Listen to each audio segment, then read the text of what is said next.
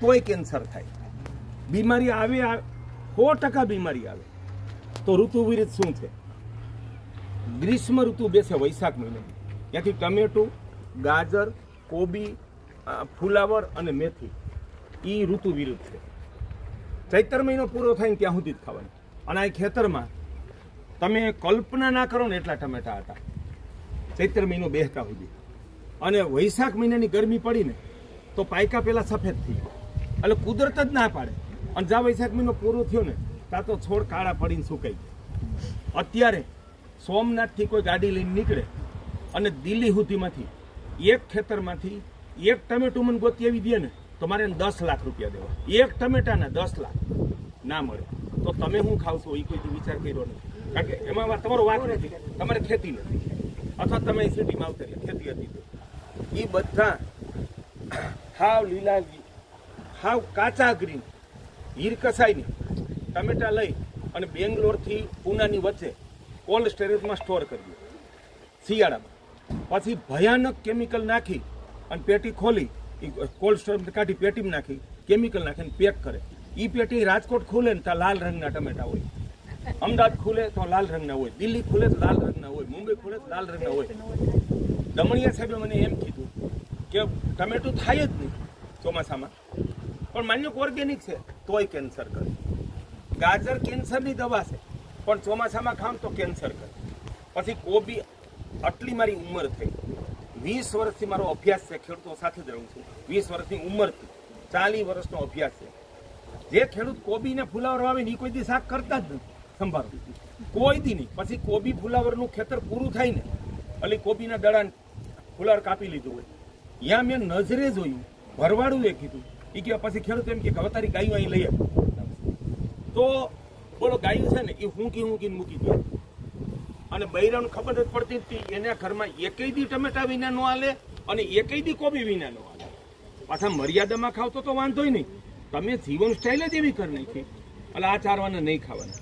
હવે મેથીનો વિકલ્પ દો, હરગવું, એટલે તમને ઉભા રહી. આ હરગવાના પાન અને વાં અળવી. અળવી માથે જંતુ અમે નાનપણથી અત્યાર સુધી જોયું જ નહીં. તમે આખું વીસીને બજારમાંથી અળવી લઈ આવો, એમાં દવા હોય નહીં, હોય જ નહીં. તમને બજારમાંથી હાવ દવા વગરની ચીજ મળતી હોય ને તો કાચું પપૈયું, અળવીના પાન, સરગવો અને ગાજર, બરોબર છે, અને કોળો. આને દવા છાંટવી જ નથી પડતી, ગમે ત્યાંથી લ્યો. અહીં મારા ખેતરમાંથી લઈ જાવ તોય ઓર્ગેનિક, હે, અને સુરણ એ ઓર્ગેનિક હોય. અને સુરણ આતેડાની દવા છે.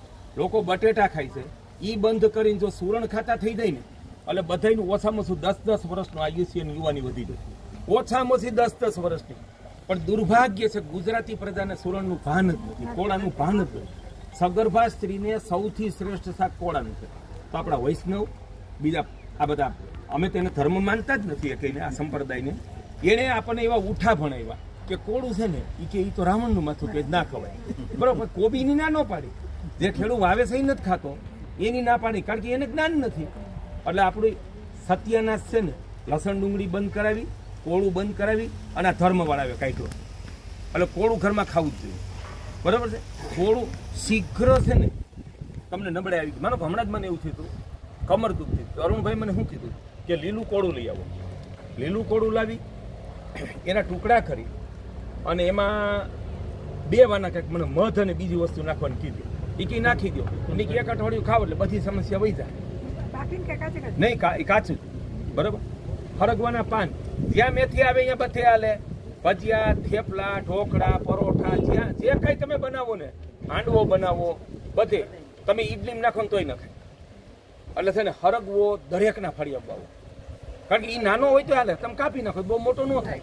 એટલે તમને હરગવાના પાન બધેથી મળે. તમને જ્યાંથી હરગવાના પાન મળે ને તો આ હોનું છે, એનો ઉપયોગ કરો અને અળવીનો ઉપયોગ કરો, બરાબર. પણ તમે મેથીનો ઉપયોગ ચોમાસામાં ના કરો. અને આ 5 શાક ક્યારેય ન ખાતા વૈશાખ મહિનેથી. ફુલાવર, કોબી, ટમેટું અને ગાજર. પછી ટમેટા વગરનું, ખટાશ વગરનું શાક ના બને ને એ અજ્ઞાન છે. ભારતના આયુર્વેદ, ભારતીય રસોઈ કળા આયુર્વેદમાંથી ઉતરી છે. દાળ, શાક, સંભારો, ચટણીમાં ક્યાંય ખટાશ હોય જ નહીં. નાખીને તમે મૂળ સ્વાદનું આપણે છે ને સત્યાનાશ કાઢી નાખીએ. અમે હજી આદિવાસીમાં જઈ, રાજસ્થાનમાં જઈ, ત્યાંની દાળમાં ખટાશ હોય જ નહીં.